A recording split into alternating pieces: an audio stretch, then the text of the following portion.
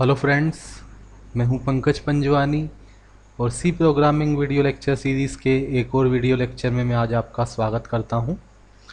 इससे पहले वाले वीडियो में हमने कंडीशनल स्टेटमेंट का यूज़ करते हुए प्रोग्राम बनाया था, जिसमें हमने चेक किया था कि कोई पर्सन वैलिड है या मतलब एलिजिबल है या नहीं है वोटिंग के लिए। और आज मैं आपको एक और क्वेश्चन यहाँ पे लिख देता हूँ, उसके लिए फिर हम प्रोग्राम बनाएंगे कंडीशनल स्टेटमेंट्स का यूज़ करते हुए। अभी 3 कंडीशनल स्टेटमेंट अपन ने पढ़े हैं, इफ़ और इफ़ एल्स और if else if else, switch, goto और टर्नरी। ये अभी मैंने नहीं बताए हैं, तो अभी मैं तीन ही चीज़ों का यूज़ कर रहा हूँ, है ना। अभी अपन जो भी क्वेश्चंस कर रहे हैं पिछले 2-3 वीडियो लेक्चर से, तो हम किसका यूज़ कर रहे हैं, या तो इफ़ का या इफ़ एल्स का या इफ़ एल्स इफ़ एल्स का। तो आज का क्वेश्चन है, write a program to accept a character from user, write a program to accept a character from user and check whether it is vowel or not vowel, whether it is vowel or not। ठीक है, तो question है, write a program to accept a character from user and check whether it is vowel or not. तो हमें user से इस बार एक character लेना है और चेक करना है कि वो कैरेक्टर एक वॉवल कैरेक्टर है या कॉन्सोनेंट है। वॉवल नहीं है मीन्स कॉन्सोनेंट है। तो जैसा कि आपको पता होगा, वॉवल क्या होता है, ए, ई, आई, ओ, यू, ये सारे वॉवल्स कहलाते हैं। ठीक है, तो इनको हमें चेक करना है। तो इसके लिए मैं प्रोग्राम बनाता हूँ। सबसे पहले मैंने हेडर फाइल्स डाल दी और एक वेरिएबल बना दिया। वेरिएबल मुझे इस बार इंटीजर ना बनाते हुए कैरेक्टर टाइप का बनाना है, तो कैरेक्टर टाइप का मैंने एक वेरिएबल बना दिया ch नाम का। क्लियर स्क्रीन के बाद मैंने मैसेज दिया, enter any character, enter any character, कोई भी कैरेक्टर इनपुट करो। कैरेक्टर इनपुट करवाने के लिए मुझे फॉर्मेट स्पेसिफायर देना पड़ेगा %c, और मैंने यहाँ पे लिख दिया एड्रेस ऑफ वेरिएबल का नाम है ch वेरिएबल में हम एक कैरेक्टर डेटा इनपुट करवाएंगे और उसके बाद हमें चेक करना है कि वो वोवल है या नहीं है। तो वोवल के लिए 5 कंडीशन हो जाएंगी। हम चेक करेंगे अगर ch बराबर है, इक्वल है किसके, ए के। ठीक है, ch अगर ए के इक्वल होगा तो आप प्रिंट कर दोगे वोवल। और दूसरा केस हमने चेक किया, अगर ch इक्वल है ए, ई, आई के, ई के इक्वल है, तो आप प्रिंट कर दोगे वोवल। ठीक है, उसके बाद आप चेक करोगे क्या ch आई के इक्वल है, एक और एल्स इफ लगा दोगे, उसमें आप चेक कर लोगे। ठीक है, मल्टीपल कंडीशन है, टोटल 5 कंडीशन। अगर हम केवल स्मॉल लेटर्स को कंसीडर करते हैं तो 5 कंडीशंस हैं, ए, ई, आई में भी मुझे वोवल प्रिंट करना है। एक और एल्स इफ आएगा जिसमें हम कंपेयर करेंगे क्या ch यू के इक्वल है या ओ के इक्वल है। इन दोनों ही केसेस में आप वोवल प्रिंट करवा दोगे। ठीक है, तो 5 केसेस हैं वोवल के लिए। तो अगर हम इस तरीके से करेंगे, ये भी वैलिड तरीका है, ऐसा भी आप कर सकते हो, लेकिन इसको शॉर्ट करने का मैं आपको तरीका बताता हूँ।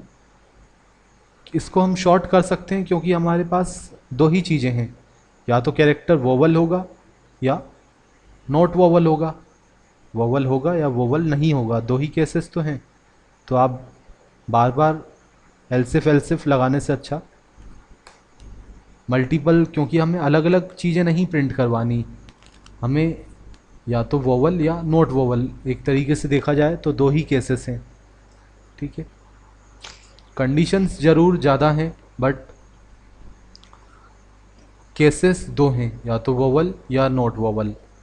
तो हम कंडीशंस को एक साथ भी लगा सकते हैं, एक केस के लिए मल्टीपल कंडीशंस हैं, उनको हम कनेक्ट कर सकते हैं लॉजिकल और या लॉजिकल नोट का यूज़ करते हुए। तो मैं यहाँ पे लॉजिकल और या लॉजिकल एंड का यूज़ करते हुए, तो मैंने लॉजिकल और यहाँ पे यूज़ कर लिया। मैंने सारी की सारी कंडीशन यहाँ पे लगा दी एक ही इफ़ के अंदर। अगर सी एच एक इक्वल है या फिर सी एच कैपिटल ए के इक्वल है,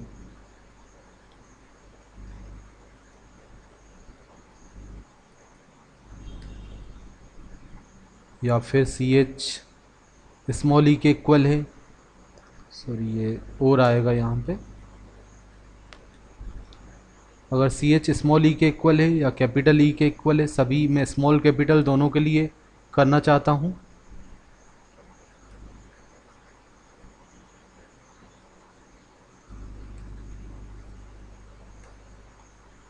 ठीक है, या फिर सी एच स्मॉल ओ के इक्वल है या कैपिटल ओ के इक्वल है, या सी एच आई के इक्वल है या कैपिटल आई के इक्वल है, या तो फिर सी एच की वैल्यू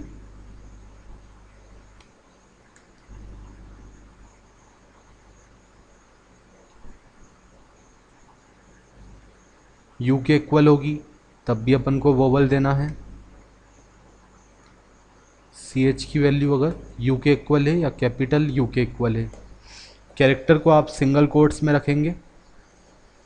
ठीक है, यहाँ पे मैंने और क्यों लगाया, एंड क्यों नहीं लगाया? एंड में क्या होता है, जब सारी कंडीशन ट्रू होती हैं तभी आपका कंट्रोल जाता है, इफ़ या जिसमें भी आपने लगाया तभी आपका कंट्रोल इस इफ़ के अंदर जाएगा अगर सारी कंडीशन सही होती हैं, अगर आप सभी में एंड लगा देते हो।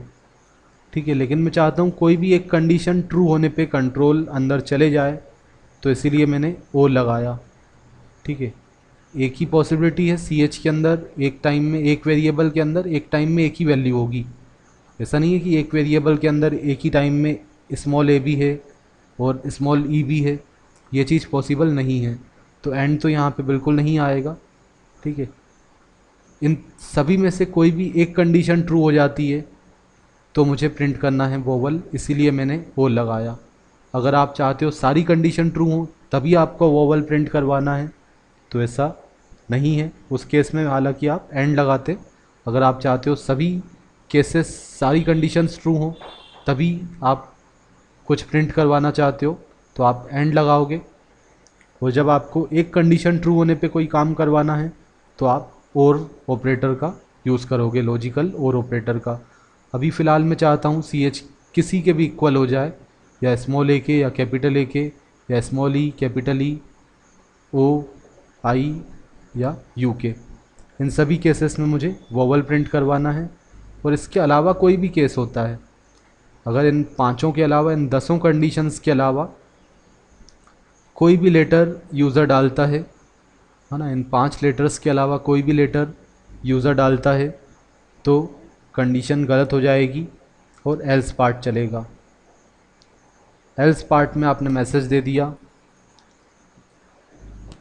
Not vowel,